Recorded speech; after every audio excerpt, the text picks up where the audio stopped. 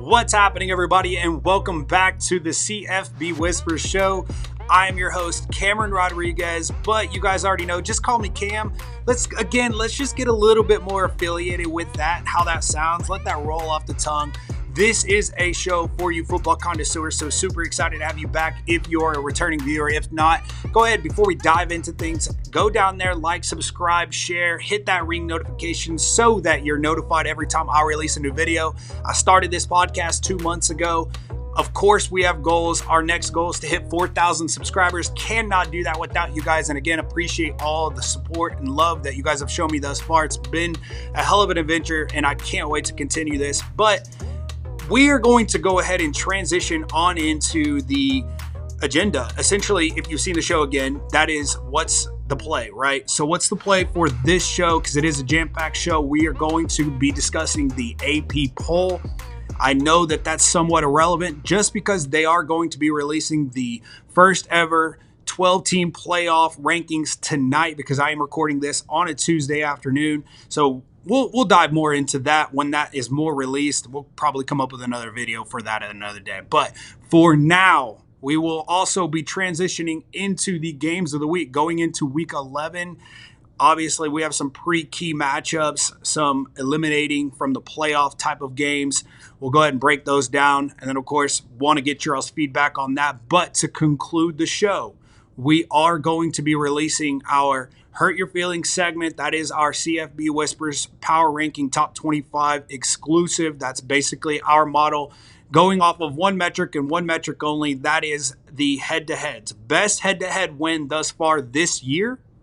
And, of course, there are going to be a lot of you that agree, and I'm super excited, honestly, to hear what you guys think. I've been getting bombarded on TikTok, and, of course, the comments are slowly but surely coming in on YouTube, so let's just kind of build that up a little bit, and I can't, again, do that without you guys. But without further ado, let's really just kind of crack on into what the AP poll had to say before those playoff rankings get released later tonight. I'll give you guys some of my thoughts because there were some pretty impressive games that happened this past weekend that I do think kind of reshook what the top 25 is ultimately, even though it doesn't matter anymore. And then let's just have fun with it, right? So super, again, excited for you guys to be here. I'll see you guys on the other side. Let's get after it.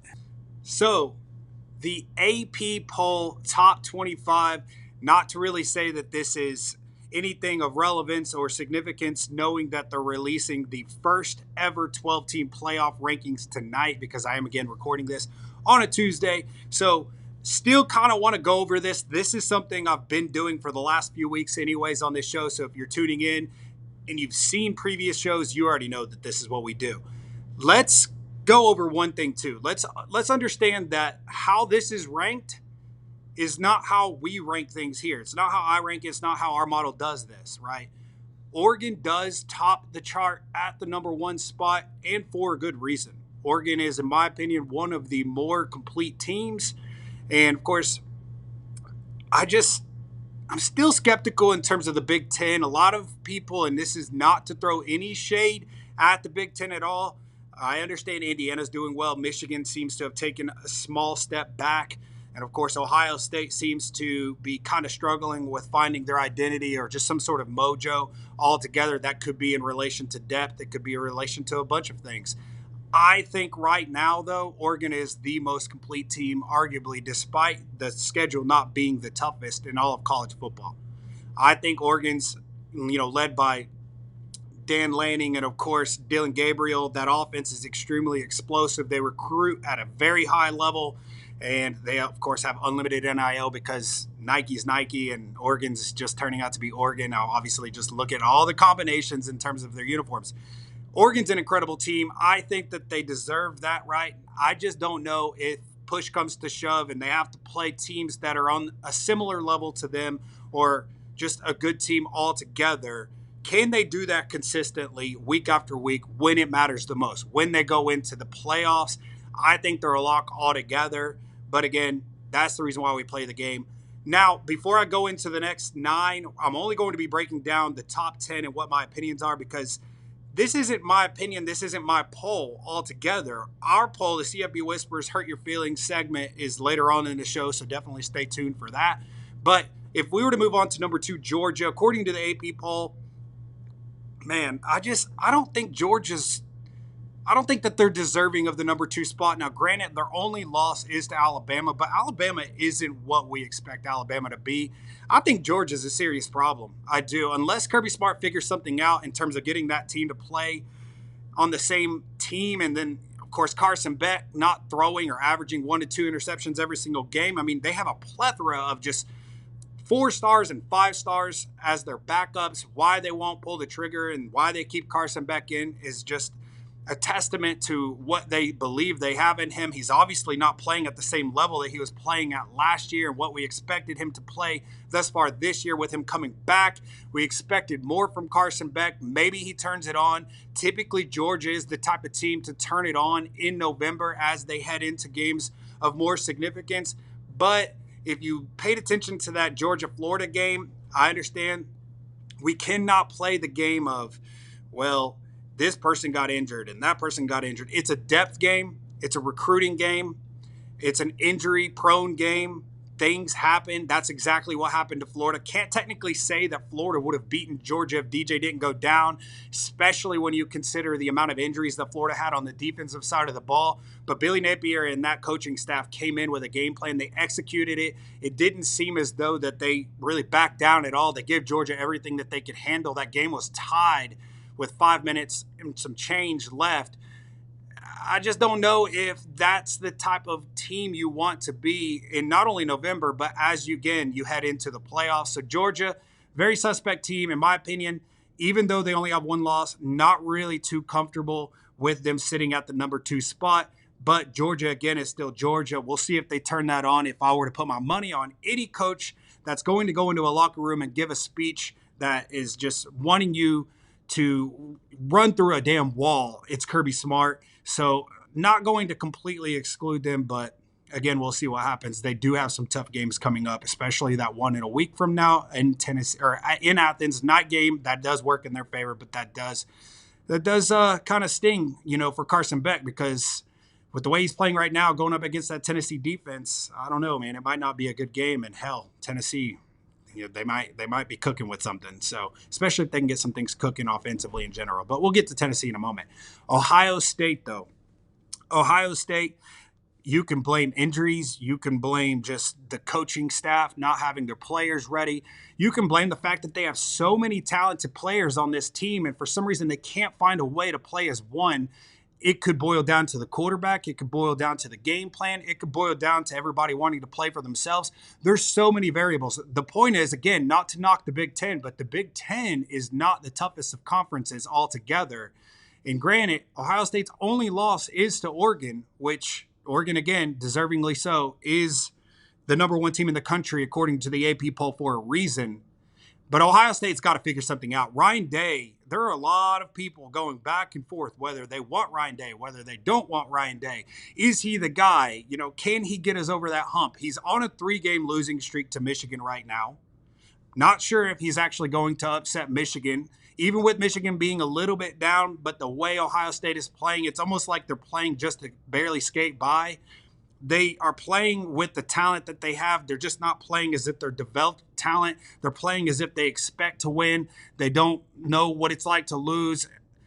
Ohio State tends to find a way to lose a game of significance that they have no business technically losing, unless you account for maybe like a Georgia or an Alabama. But during the Urban Meyer days, Ohio State, they were in every single one of those games. So again, not really saying too much about Ryan Day, but a good conversation for another day. Who the hell is going to replace Ryan Day?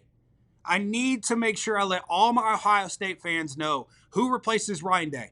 Who can actually come in and reproduce from a recruiting perspective, from a cultural perspective? Who can do that? Because right now, I don't see anybody in college football, unless you have some sort of no-name coach that just happens to understand the new landscape of college football in terms of the NIL, the transfer portal, and then combine that with the brand that Ohio State is. I don't see it. So you have to just be fortunate that you have Ryan Day as your coach right now, in my opinion. That's a tough one, man. I wouldn't trade Ryan Day, but at the same time, if he can't win the games that he's supposed to win convincingly, especially being in the Big Ten, and if he cannot somehow find a way to knock off Michigan, even though Michigan isn't technically a team that really is considered a team you would knock off with how they're playing thus far this year. Ryan Day's got to go, in my opinion, but that's, again, a conversation for another day. Now, moving on to number 4, Miami. Miami, if you've watched the show, you know I've mentioned several times, Miami is a team begging for a loss, but they just went into a game this past weekend against Duke. They handled business the way that they needed to handle business. And Mario Cristobal, Cam Ward, that staff, the game plans, everything that they have going on is cooking right now. That defensive line for Miami is absolutely full of monsters. And if Cam Ward can continue to find a way and keep that momentum from the Duke game, not turn the ball over, score, and then put his defense in a good position to do what they do best, and that's rush the quarterback, I think Miami is a dangerous team. I think if you have Cam Ward as your quarterback, you're in essentially every game. He's going to commit turnovers. He's going to play that risk game. He's going to take those risks. He's going to try and squeeze the window. He's going to try and run the ball with the ball wide out there like this, and then somebody comes and swipes it and he fumbles it, or he'll squeeze the window and it's a little too tight, and then they end up picking it off. He'll have 2 or 3 interceptions from time to time. He'll fumble the ball. His team's behind 2 to 3 touchdowns. That doesn't matter for Miami, and that's the reason why I kept saying they're a team begging for a loss. But I can't say that anymore because they came into this Duke game and they absolutely just made Duke look like they didn't even belong on the same field. And if they can keep that momentum throughout the remainder of the season, obviously, I think they're a lock not only for the ACC championship, but for the playoffs. Miami's going to be a dangerous team. Cam Ward needs to stay healthy. Cam Ward needs to put his defense in a position where they're not coming from behind. They can be a little bit more experimental with their scheme on the defensive side of the ball, not be so conservative because they're trying to just, play nice guy football because they're behind and they don't want to make mistakes that could potentially put them even further behind. This team is going to find a way to click. I'm excited for Miami to see what they have to do, for the remainder of the season, but I digress. Let's go ahead and move on to number 5, Texas. Texas, Steve Sarkisian, obviously the 2-quarterback system. Quinn Ewers is doing well. He's on a hot streak. Then he's on a cold streak, and he's a hot streak. He's injury prone. Now he's back. Then you have Manning. He's coming in. He's doing phenomenal things. Granted, he is a redshirt freshman, and he is a Manning, so that has to amount to something, I would assume, right? I've not seen a Manning in terms of college football altogether come in and not do anything, of less significance than what we've seen thus far within that family and their history. But he's going to be a problem. And I think the sooner Quinn Ewers gets out of there, the faster we're going to see Texas even reach higher ceilings. I think Texas has another notch that they're waiting to really just kind of bust into. I think Steve Sarkisian is arguably one of the best offensive minds in all of college football. He's recruiting at an extremely high level. They know the importance of the size, arm length, width in general, weight, all that along the line of scrimmage, offense, defense. Steve Sarkisian's that guy. I mean, he's come into Texas. He's done some incredible things. Tom Herman couldn't do it. What you have Charlie Strong, couldn't do it. Steve Sarkisian's the guy. If I'm a Texas fan, I'm excited that he's there. I'm excited for the future. I'm excited at the way that they're recruiting. The only thing with Texas, though, is that they did get embarrassed against a Georgia team that's not playing the best ball right now, at least not to Georgia standards if you're accustomed to watching college football in the last few years. Texas seems to have found something, but when it mattered the most, they dropped the ball. I like to see what this team does as they move forward. If it becomes a cultural issue, if they're able to continue to play as a unit. They do have a very explosive offense, and that defense seems to be coming around. But they have to understand that they are in the SEC. They have some tough games coming up. Do not sleep on Florida. I understand that DJ Lagway is injured. He might not even play. Billy Napier came out and said that injury where he was carted off the field against Georgia in Jacksonville is not as significant as they once thought it was. He is listed as probable, questionable, whichever way. That'll be more, definitive when that depth chart is released tomorrow night at 8:30. So if he does play, I understand he'll be limited. I understand that Texas has already played Michigan in the Big House. They played Georgia. They've played some decent teams, and they've handled their business and they've held their own. But Texas, to me, they have a lot more to prove. Now, moving on to number 6, Penn State. Penn State Penn State, when the hell are you going to beat Ohio State? When are you going to beat Michigan? Don't just make these games close. Don't start strong and then just fade out. What the hell is Franklin doing over there? If I'm a Penn State fan, I'm pissed. I'm not happy to know that this game was the game of the week. We have arguably our best team that we've had in a long time. College game day is there. We have two running backs that are extremely explosive. Our defense is really elite. We start really strong. Ohio State comes in, though. They're able to keep their foot on the gas the minute they found some sort of momentum. And then it's almost as if Penn State was like, okay, I understand. I'm the little brother here. Okay, I'm going to take a back seat. I'm going to let you continue to do what you do to us every single year, even when we have good teams, and that is bully us. When is that going to stop? If I'm Penn State, I'm pissed. I'm pissed. I'm done with this. I don't want to lose to Ohio State or Michigan anymore. When are we going to win a Big Ten championship? I know that when it was a 4-team playoff, we weren't going to get in because we couldn't beat those two teams within our own conference. But it's a 12-team playoff race right now. And if Penn State gets in and they can't beat Ohio State, who's still trying to find their identity, and of course, Michigan, I'm concerned for Penn State. If I'm Penn State, I'm questioning Franklin. I'm wondering, when are you going to get us over the hump? Because if you can't, we need to get somebody else in, right? There's a lot of conversation that really boils around this program. That culture, just the tradition, that stadium, the fan base, all of that deserve more. They deserve more. Get them over the hump or get out. That's what my message would be if I'm a Penn State fan and I'm talking to that entire coaching staff at Penn State. That's you, Franklin. Anyways, moving on to number 7, Tennessee. Tennessee is obviously an up-and-coming team. Nico, he's struggling. He's not consistent. He's overthrowing balls. Heupel's offense is technically designed to use the run to open up the pass. Obviously, if you use the run, you're going to pull the safeties up. That keeps them honest when you go over top. But it seems like when these wide receivers for Tennessee, whoever they play, when they get behind the secondary, Nico cannot deliver the football. I don't know when that's going to change. That's a really, really tough spot to be in. He is one of those generational talents. I'm not saying that he's not ever going to get to that point, because I do think that he is really talented, and I think that he has an extremely high ceiling. He is showing signs to me that the game just hasn't quite slowed down to his level. But if I'm Tennessee, I'm looking at this team and I'm saying our defense can only handle so much. That bend, don't break mentality, they're bending, they're on the verge of breaking. I understand also that defenses win championships, but the defense cannot bail you out of every single game that you play in. That offense eventually has to start showing signs of life outside of Samson. Now, Samson's a hell of a running back, but if you don't want people to criticize your offensive game plan and how you guys are performing when Tennessee fans and the rest of the country is more accustomed to seeing a Heupel offense be extremely explosive, start with running the damn football. Take a script from the Georgia Tech head coach and just run the ball. Run the ball.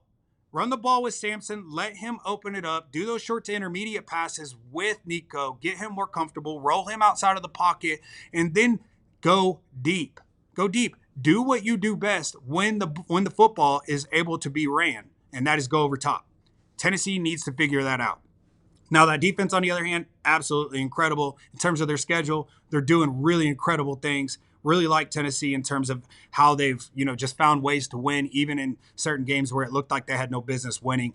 Again, I'm looking at that Florida game. They had no business winning that game. It did look like they struggled this past weekend a little bit to a degree against Kentucky, but Nico seemed to have found some sort of groove. That defense stayed consistent, and hopefully they'll, again, find more of a unity amongst each other, and it's not so much just the defensive side of the things, because if that offense starts clicking in combination to that defense, Tennessee's a very dangerous team. I wouldn't want to play Tennessee again if that's the case. But right now, they're, again, another team I think is suspect. It's only a matter of time before they play an offense that's capable of putting points on that defense consistently. And then that same team also has a defense as well. So that'll be interesting to see. Maybe that's actually the Vanderbilt game at the end. I don't know.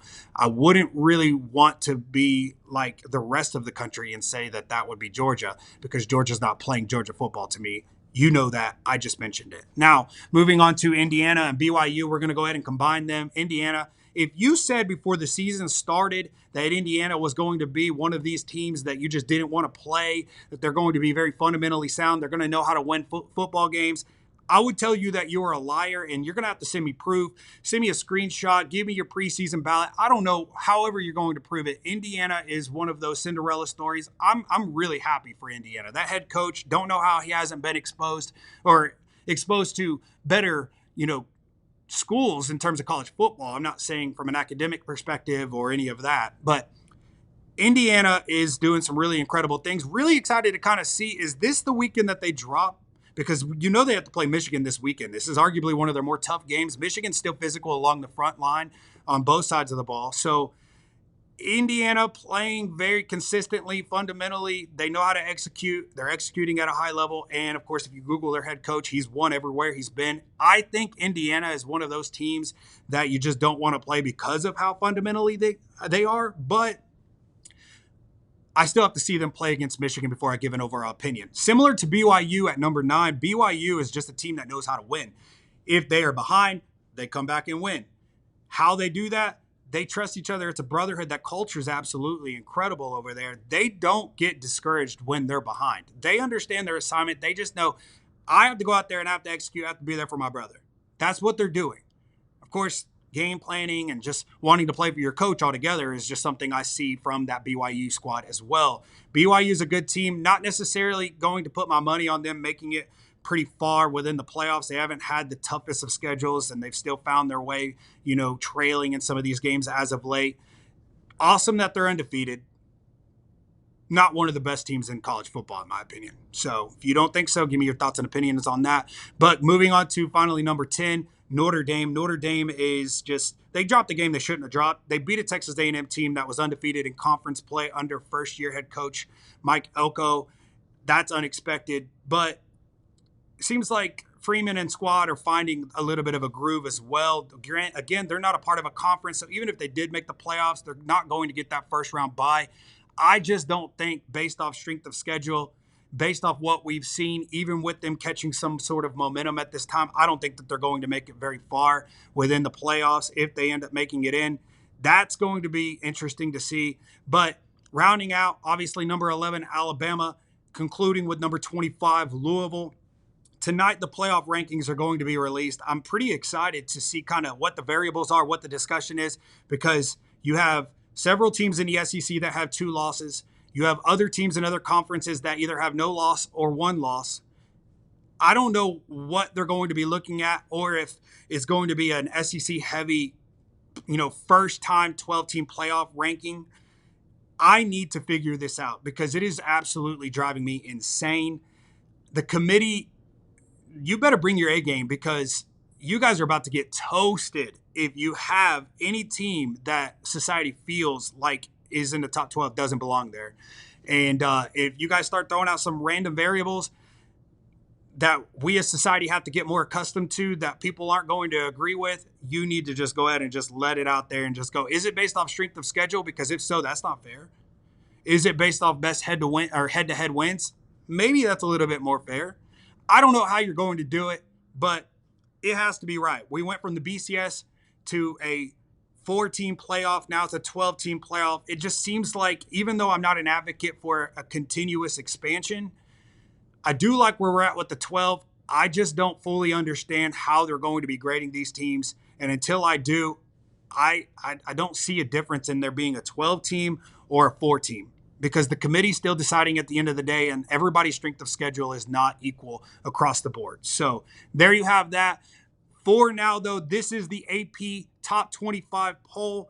We are going to keep things rolling. Let's go ahead, move on into the games of the week, heading into week 11 of the college football season. We're going to give a high-level overview of what these games are. I did hand select these games. There are some games on here that have some significance in terms of the playoffs as well that I did not include. But if you want me to include a specific team, a specific matchup, you want to break this stuff down, let me know.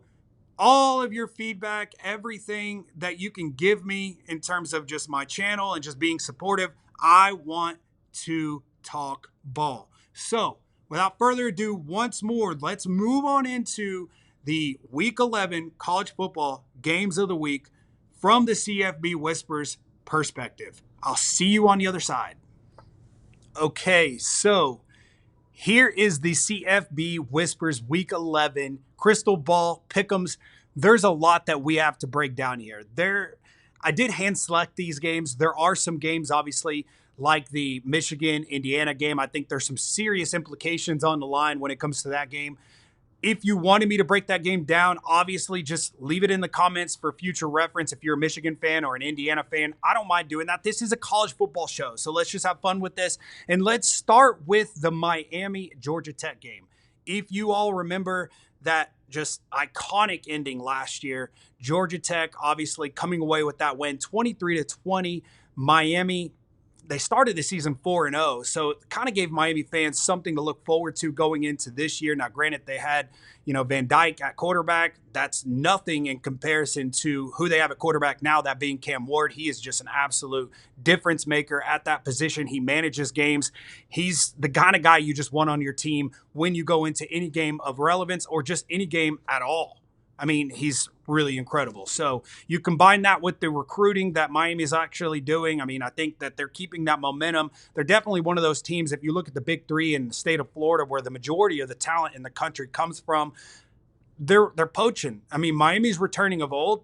Not sure what we'll see next year, but this isn't a video on Miami next year. I think if we did break that down, I think they'll be good all together as a unit. Very curious to see what they do at that quarterback position when Cam Ward does decide to actually go pro. But for now, let's break this game down. Miami obviously undefeated. Miami's finding ways to win games. The coaching is just not on the same level as it was last year. Last year it was atrocious. This year they have solid game plans. Everybody understands their assignment. Even if they find themselves behind, they're working their way back in. Of course, again, that's in large credit to Cam Ward.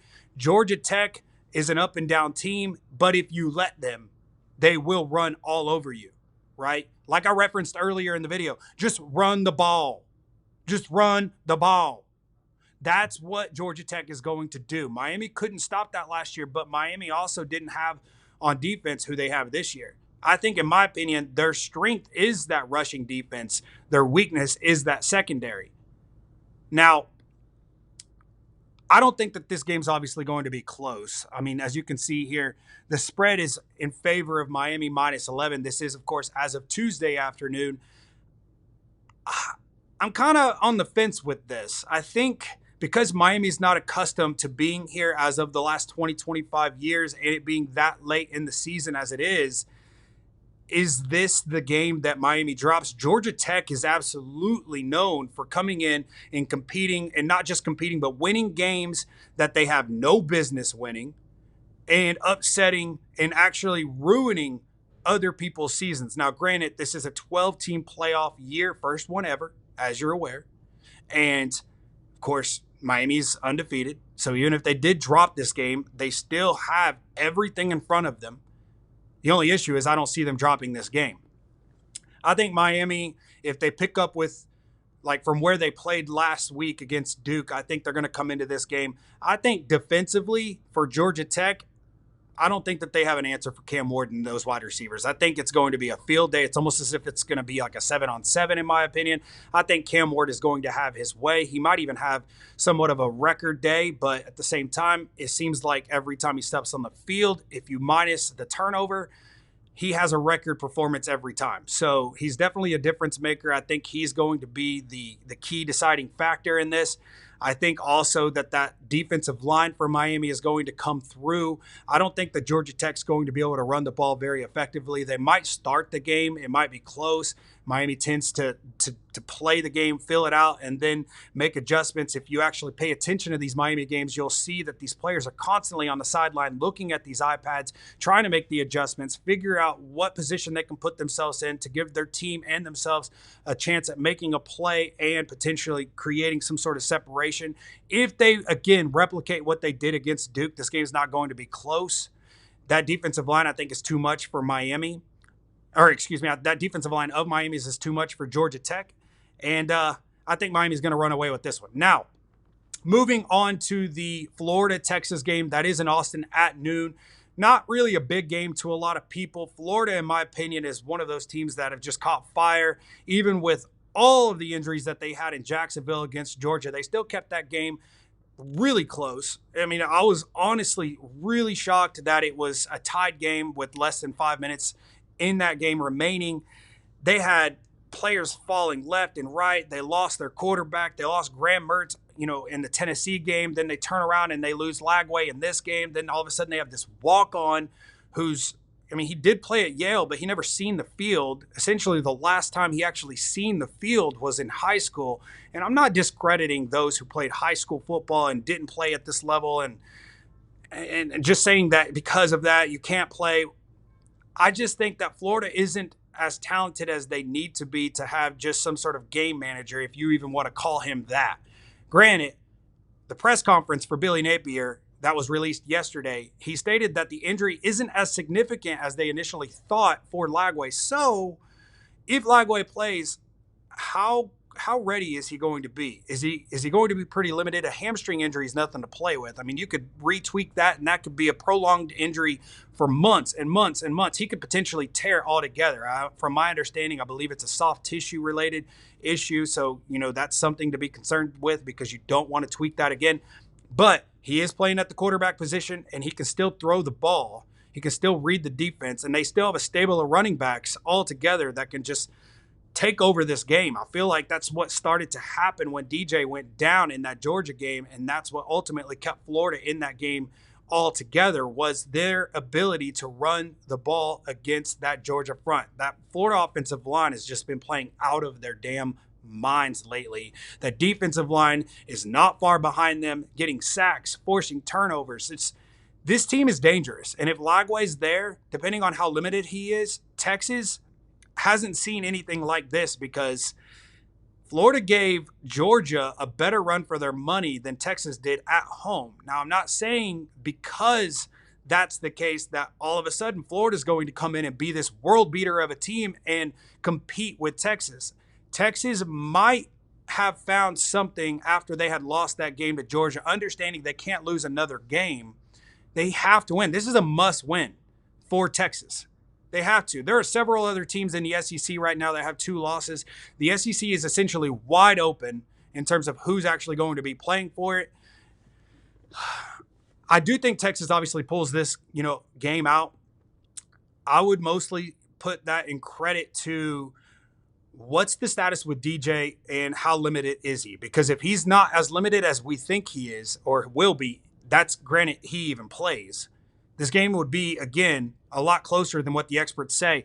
I mean, we're looking at Texas favored currently right now by 21.5 points. That's fair. Texas is the number 5 team according to the AP poll. Florida's obviously a 4-loss team. But if you look at the losses that Florida's had, Georgia, Texas A&M, Tennessee, and Miami. Miami, no loss. Tennessee, 1 loss. Texas A&M, 2 losses.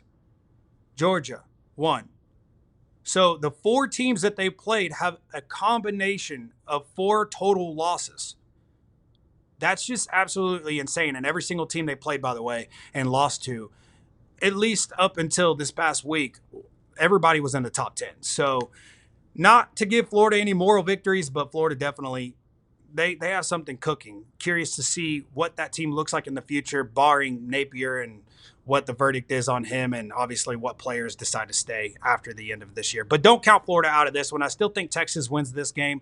I think it's going to be one of those games that it's going to be a lot closer than people think. I think Florida's defensive line is going to show up. I still think they feel like they have a lot to play for, and they want to play for Billy Napier. So I will leave that at that. Texas is going to pull away with this game, though. It might not be late. They might start to take over the game middle of the third, and then it start to kind of just really slip away from Florida. But again, all of this is barring on DJ and how limited he is, because I can sit here and create an entire segment on how I believe Florida could potentially win this game in Austin if Lagway was 100%, but we all know Lagway's not going to be 100%. So that's a conversation for another day. Now, moving on to Alabama, LSU. Alabama, not the Alabama that we're accustomed to. Jalen Milroe, obviously trying to be Superman, do a ton of things, put the entire team on his back. Alabama, what they need to do is just run the football. That's all they need to do. They run the football, they establish the line of scrimmage, and then turn the ball over to Jalen Milroe in their time of need, not every single play. And then that defense continuously is getting better. I think LSU could be in for a dogfight. Hell, this might be one of those kryptonites just based off brands. I know LSU's had their way with Alabama here and there throughout the last 5, 10, 15 years, but it's still Alabama. It's still LSU. LSU is playing really good football. I do think that they are a much more improved team. I just don't think that they're as good as everybody thinks they are, in my opinion. I think that they're still young. I think next year is the year that we should definitely put our microscope on this program altogether. But I think Brian Kelly's got something cooking over there, especially with Nussmeier behind center. Nussmeier is just one of those quarterbacks that you have to knock him off as fast as possible, because if he catches some sort of groove throughout the game, Alabama could be in trouble. And Alabama's secondary altogether is susceptible. I mean, if it wasn't for Nico overthrowing several of those passes, that game could have been out of control when it comes to the Tennessee-Alabama game before half. I don't know. It all depends on what Nussmeier shows up with. Is he able to catch some momentum? Are they going to put him in a position to actually compete against this team?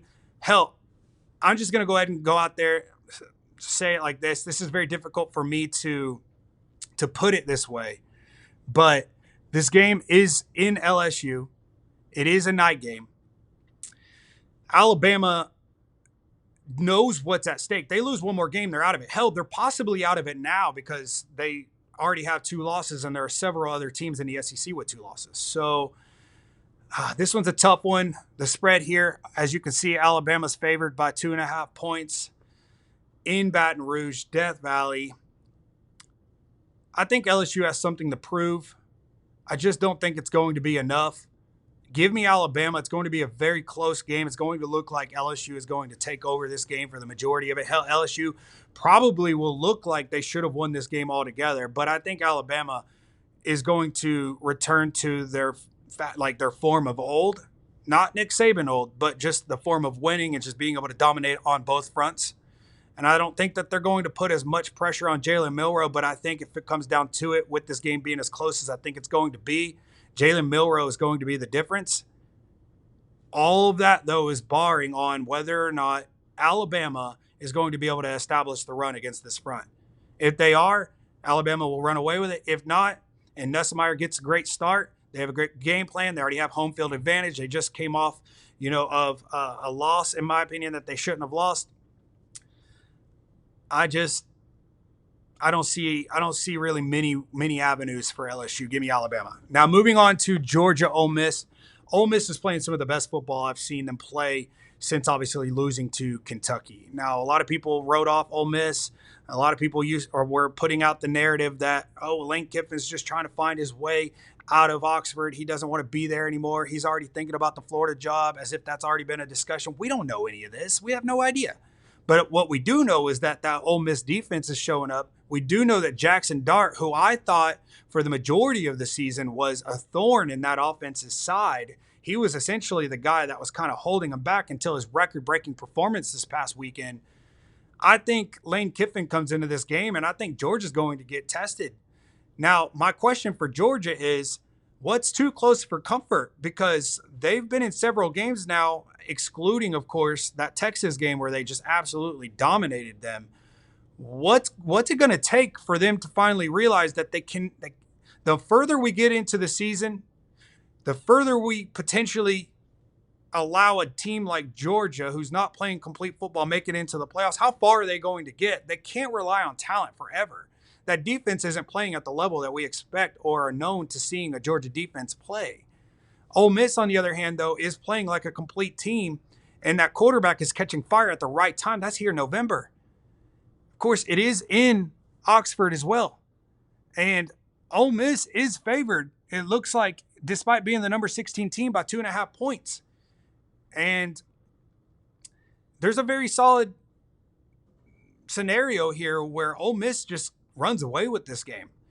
If that defense for Ole Miss continues to play at the level that they're playing, and then you have Carson Beck trying to make things happen because Georgia, for some reason, forgets that they can run the football, and he continuously turns the ball over like he's been doing essentially the entire season, Ole Miss has the offense to make Georgia pay for that. Now, there are a lot of people just wanting Ole Miss to just come in and absolutely just take Georgia out.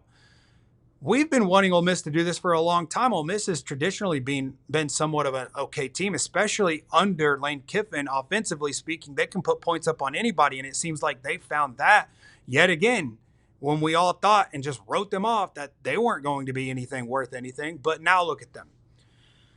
I think Kirby Smart is still going to have his team ready.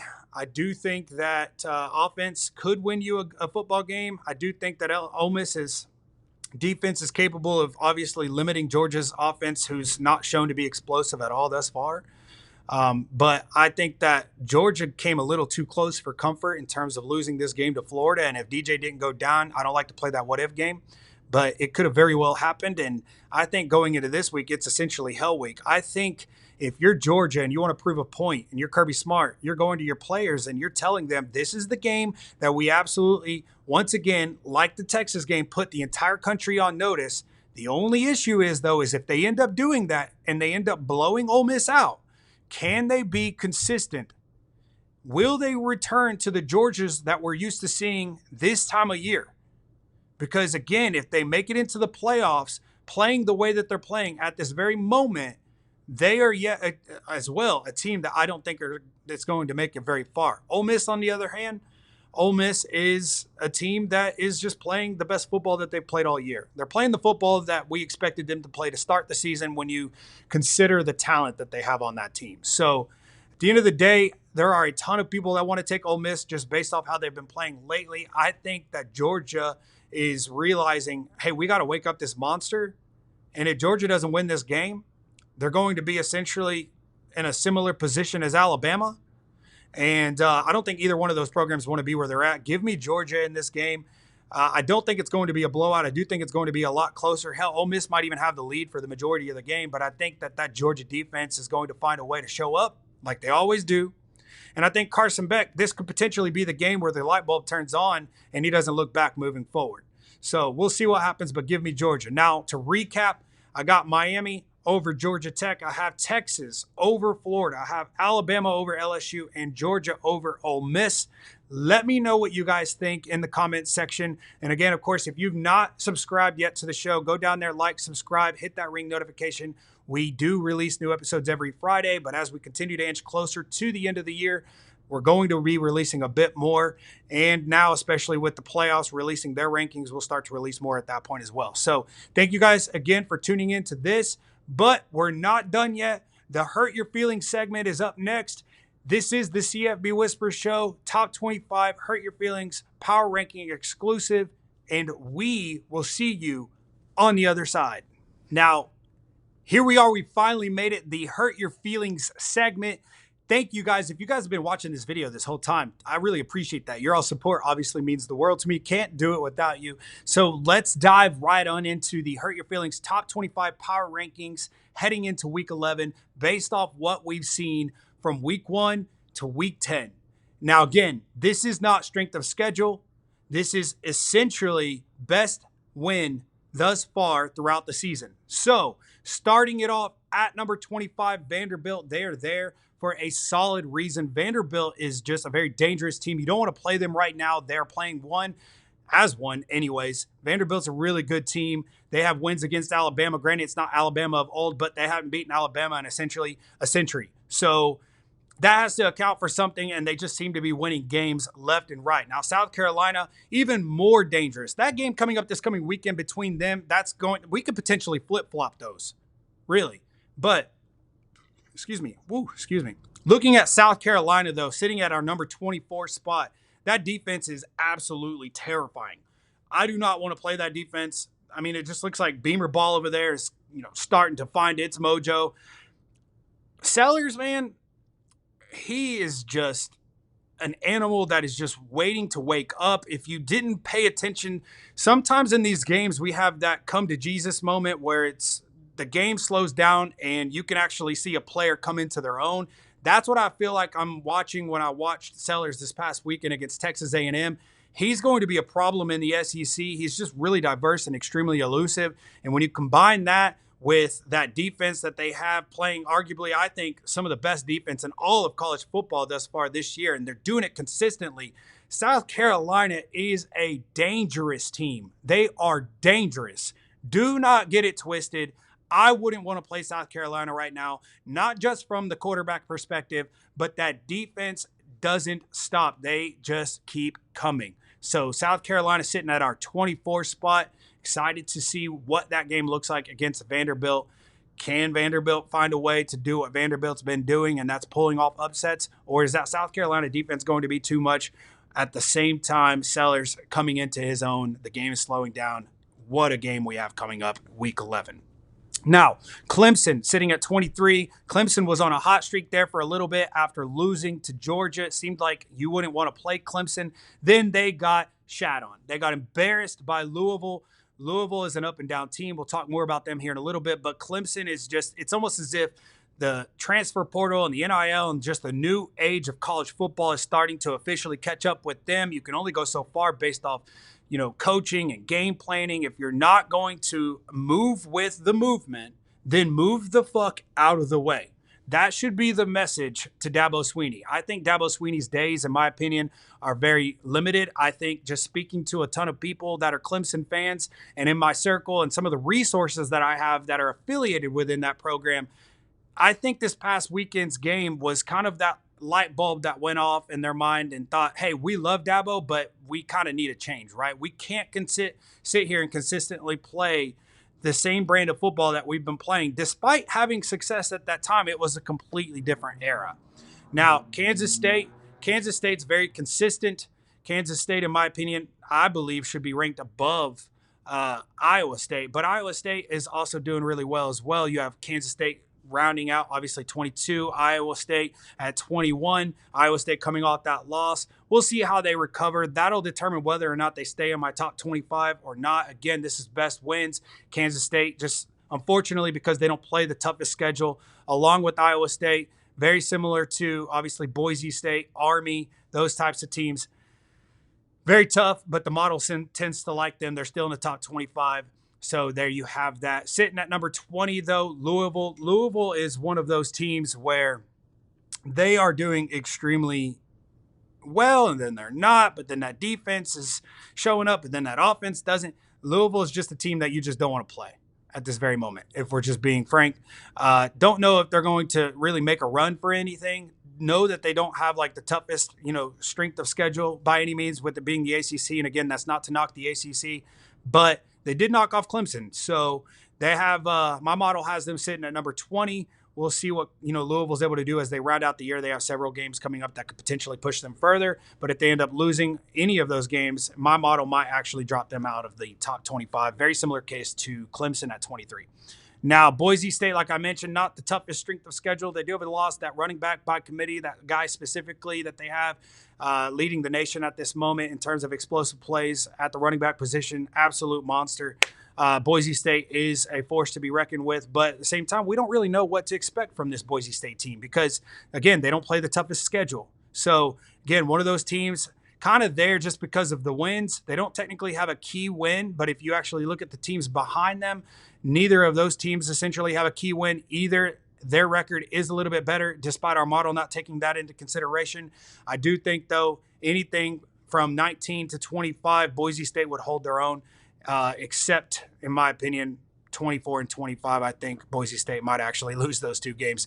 But unfortunately, that's just the way it is, and that's where our model put them. Now, LSU has a huge game. LSU is sitting at 18. They have a huge game coming up at home, night game in, obviously, Death Valley. I mean, Alabama's coming there. This game is traditionally known to do usually have some sort of implications on the line. Now, in this case, that's still no different. This is actually an elimination game, in my opinion. Both these teams sitting at 2 losses. LSU's got to find a way to win this game if they want to keep their playoff hopes alive.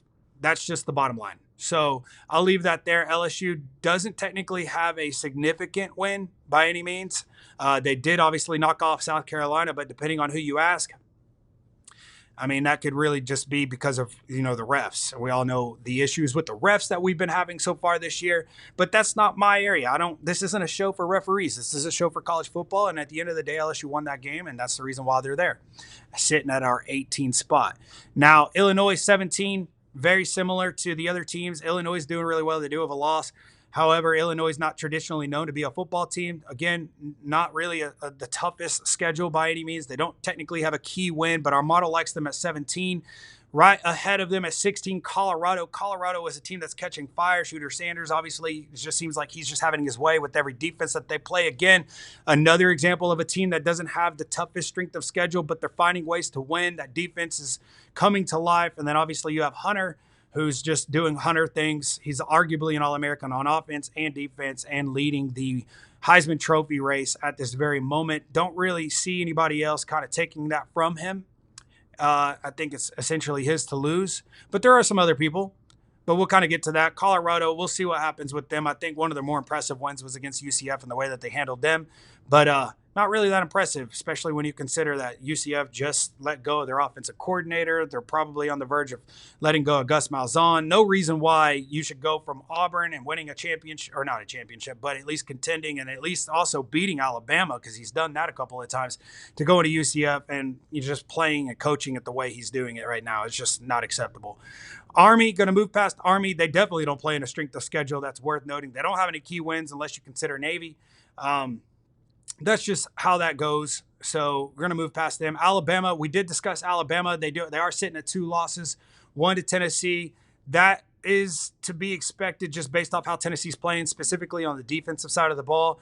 Now, Alabama does have a key win, obviously, over Georgia. They should be higher. They were higher. But when they lost to Tennessee after they had already lost to Vanderbilt, that essentially put them down. Now, granted, it's not a wins and losses or strength of schedule, but at the end of the day, it does count for something. And with their only top win being against a Georgia team that really doesn't look all that impressive, and in my opinion, doesn't technically belong in the top 5, at least at this moment, Alabama's sitting at our 14th spot. 13, Washington State. Washington State, known for putting a ton of points on the board. They don't technically have a key win, but they are doing really well in terms of how, they're competing within their own conference. They're arguably one of the better teams in that conference. I don't foresee them going any further. They might actually drop as the weeks continue, to unfold before we head into the playoffs officially. But I digress. That's a conversation for another day. Going into number 12, though, Ole Miss. Like I mentioned, Ole Miss playing the best ball that they've played all year after losing to Kentucky. They obviously have an elite defense. That defense is playing out of their mind. The offense is obviously starting to catch its groove as well.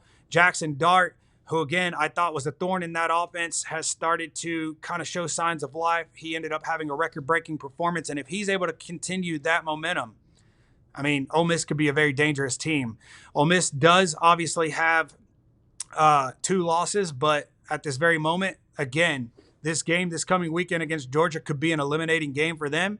And, of course, I don't think it would be necessarily an eliminating game for Georgia, but it definitely would hurt their chances at being or playing for anything significant, especially when you see how everything's unfolding and the amount of 2-loss teams that we have.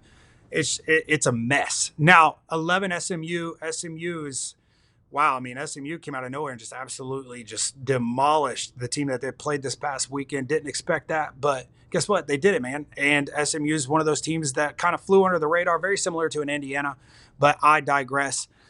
SMU is going to be a force to be reckoned with. They might actually be that one team that makes it in. Now, moving on to our top 10 of the Hurt Your Feelings segment for the CFB Whispers top 25 power rankings. Number 10, Texas A&M. We did have them firmly sitting at our number 3 spot last week. Of course, they did drop that game to South Carolina in Columbia, and they didn't just drop it, they got embarrassed. Now, it was Sellers coming out party, so there is that. But that South Carolina defense is absolutely just full of animals. They're playing consistent football and at a level that just, I think, nobody really compares to. Texas A&M does have that dual threat quarterback. They also have that 2-quarterback system going for them. They didn't technically take advantage of that in the South Carolina game. I think that's ultimately what hurt them. I think if they had thrown Connor in that game to kind of keep the defense a little bit honest, knowing that he can throw the ball, in my opinion, a little bit better. He just doesn't have that dual threat ability. I think it could have been a little bit closer. But Guess what? Texas A&M still lost. That was their first SEC loss. They have several key wins under their belt. They did go to Gainesville and beat Florida on the road. And then, of course, a couple of other games that had them really, up there. They embarrassed Arkansas.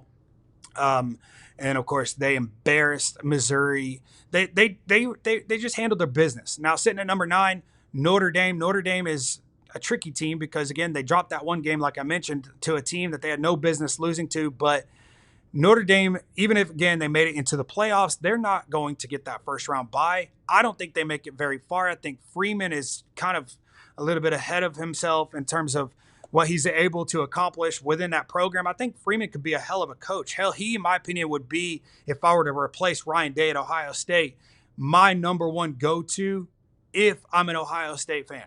So I would keep that in mind. That's a video for another day. But moving on to BYU. BYU, they don't have a win of significance necessarily. They have trailed in several of their games. They just find ways to win. They are undefeated. I do like them at number 8. That's also what our model agrees on.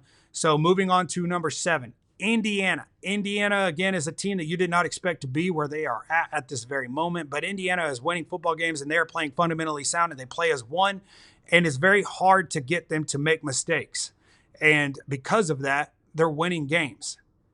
We'll see again what happens. Indiana actually has a chance to move a bit further ahead, not by much, maybe a slot or two, depending on what my ranking is. I did dabble in that a little bit earlier today, if they end up winning against Michigan. But their season still isn't close to being over because they have some pretty tough games to round out the year. Now, moving on to number 6, Texas.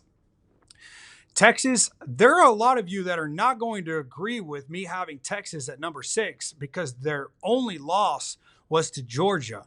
But that loss was at home. That loss was embarrassing. And that loss looked like Steve Sarkisian just didn't have his players ready to go. And I don't even want to put all of the blame on Steve Sarkisian. Let's just say hypothetically they had an incredible game plan. They were able to execute. That was just Georgia's day, specifically on the defensive side of the ball. Georgia finds ways to win big games. And for some reason, they were tired of hearing all this hoopla about Texas being first-time SEC program coming into this year. They own the SEC. They put that to rest. Texas doesn't technically have a significant win unless you account for that Michigan win that was obviously in Michigan, in the Big House. That's not enough for our power ranking, especially when you look at the remaining 5. The top 5, rounding out the top 5, Miami sitting at number 5. They are undefeated. However, Miami plays in a very weak conference. Again, I don't want to discredit the ACC, but the ACC hasn't really been anything of significance for a long time. And again, if you watch the show, I continuously say Miami's a team begging for a loss, but they proved me wrong. I'll eat crow. Miami took care of business against Duke, and it wasn't even close. Miami didn't have to come back in this game. It was close initially, but when you turn the ball over several times and you give it to a playmaker like Cam Ward, I mean, that game's over. And that's exactly what happened. Now, if Miami continues to play consistent football, and they do have some games coming up, they are obviously a lock for the ACC championship game. That's a team I don't want to play, especially with Cam Ward behind center.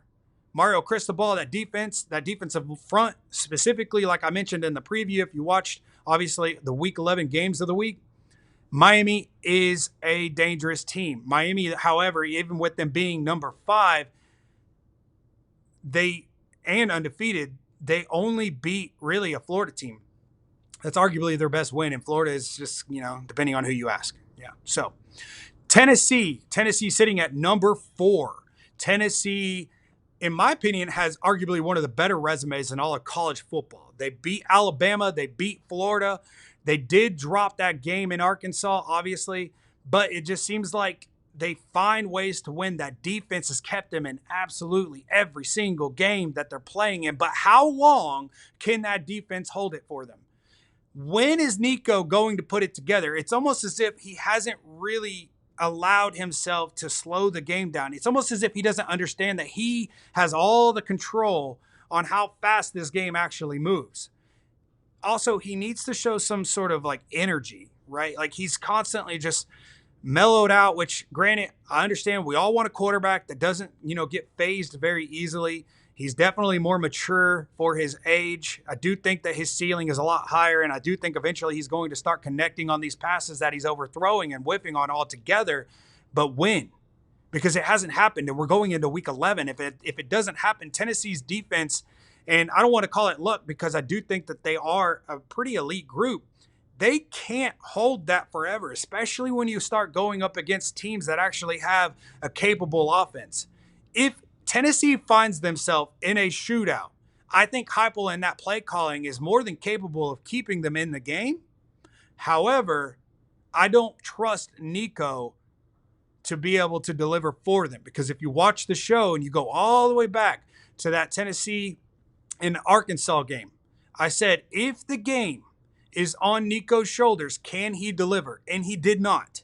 And the game has, fortunately for him and that Tennessee squad, not been in a position to where Tennessee's had to rely on him to make several plays for them to win, because that defense is just animals. When does that click for Tennessee? Because if not, I see several losses coming up. Hell, they might even lose to Vanderbilt if Nico can't find a way to make that happen. Now, Sampson's obviously been their savior too. He's an incredible running back. But that's my issue with Tennessee. Why don't you just start running the ball? Just run the ball with Tennessee or with Sampson to open up your pass game. Roll out Nico, get him more comfortable, and just execute your offense. Just do it. But until then, really excited to kind of see. I know this game against Mississippi State might be a trap game for Tennessee. They might be looking ahead to Georgia, because if Tennessee finds a way to beat Georgia, I can't tell you the last time Tennessee beat Georgia, Florida, and Alabama in 1 year. What an incredible accomplishment, milestone. You know it's on the front lobe of their mind, something that hasn't been done in a very long time. That's just wild to even think about. So moving on to Ohio State, they definitely have Ohio State has an identity issue, and it could be really just as simple as depth, right? We talked about this when I gave this preview a moment ago, but Ohio State needs to find their identity. I mean, it's almost as if they try and run the ball, but they can't, and then they blame the depletion along the front as to why they can't do that. They put all this pressure on their quarterback, who's arguably, in my opinion, not known to necessarily sling it all across the field. Now, he is a dual-threat quarterback, and I do think Ohio State's defense is elite enough to keep them in every game, very similar to Tennessee. But Ohio State needs to figure something out offensively. They also need to figure a little bit more out defensively, not specifically that secondary, but more so that linebacker and, of course, the cornerback spot. I think Caleb Downs in the back, and then obviously that defensive front that Ohio State has, is what's going to ultimately carry this team. But they need to get back to how they win and how they play just historically, which is control the ball, the time of possession, run the ball down every team they play throat, and then go over top. We're yet to see that. Probably, again, because of depth, but it's week 11. You're a brand like Ohio State. At this point, you're known for competing for championships, specifically in your own conference, but you've been to the 14 playoff for the majority of the years that it's been a thing before it was expanded. You've won a national championship under Urban Meyer. You're just yet to do that. Get past Michigan. Find your identity, find some key depth pieces, get that linebacker corp going, get that running game going. Don't put all the pressure on your quarterback, and then Ohio State will be clicking. But right now, Ohio State, in my opinion, I think if they hadn't beaten Penn State, they shouldn't be ranked where they're at. But Penn State was undefeated. It was in Pennsylvania. And despite how that game started, Ohio State still handled business. That put them at our number 3 spot. Now, moving on to number 2, Georgia. Georgia is, again, similar to Ohio State, a team that does not have an identity. They need to figure this out. I don't know what the hell Kirby Smart's got to do, but if there's anybody that's going to give me a pregame speech to get me and my blood flowing and getting me ready to run through a wall, it is Kirby Smart. That coaching staff altogether is extremely elite. I wouldn't want to have any other coaching staff coaching me or developing me if I'm a player projected to go play on Sundays. But Georgia's got to figure it out. Carson Beck cannot continue to turn the ball over. But I digress. We've already talked about all of that. The main reason why Georgia is actually sitting at our number 2 spot is because they did go into Austin and beat Austin when Texas was the number 1 team in the country.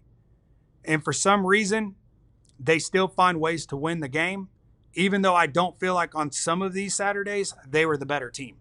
From a roster perspective and an FPI perspective, just looking at it on paper, it's very easy to see that Georgia is arguably one of the best, if not the best roster in all of college football, and that's a very close battle or race if you were to throw in, Ohio State, Oregon, and even Alabama still, despite what Alabama looks like. But Georgia's got to figure it out. It's November. We're not used to seeing them in the position that they're in right now. Bench Carson Beck if he continues to throw it. I don't care if he came back another year. If you want to have any chance at competing for anything of significance, he needs to limit his turnovers, and that defense needs to play consistent football. That's just the reality of that. Georgia needs to return of old, but for now, they are sitting at our number 2 spot. Now, number 1, Oregon. Oregon, rightfully so. Again, like I had mentioned, when we broke down the AP poll, they do deserve to be there. I don't think that they have the most impressive resume by any means.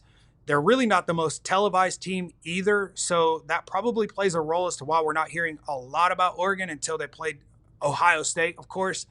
They did beat Ohio State. That game was very close. If you watch the show once more, you'll know that if I put these two teams on a neutral field, I do think that Ohio State would come out of it more cases than not. But with the way Ohio State's playing right now and the way Oregon's playing right now with Dylan Gabriel, I don't think any team right now can touch Oregon.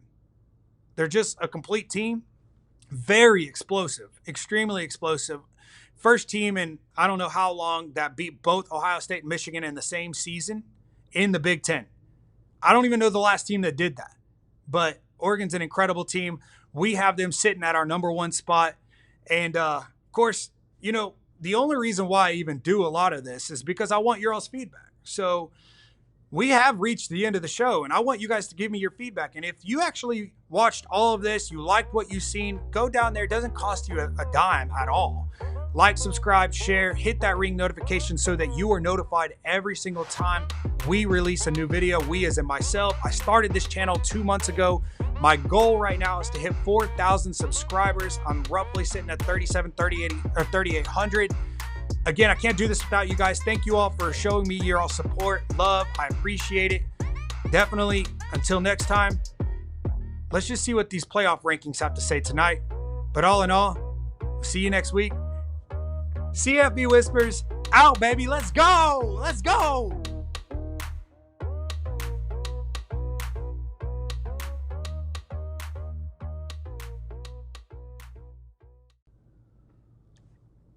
Hey, everybody. Thanks for watching the CFB Whispers show. If you guys liked what you saw, definitely, like I mentioned, don't forget, go down there, like, subscribe, share. This is a college football show for you college football connoisseurs. So if you live, breathe, bleed, sweat, anything in relation to college football, this is a show for you. Again, Barber Talk all about college football. Let me know your thoughts on everything. But again, thank you for tuning into this episode. And until next time, CFB Whispers, Cam out. See y'all later.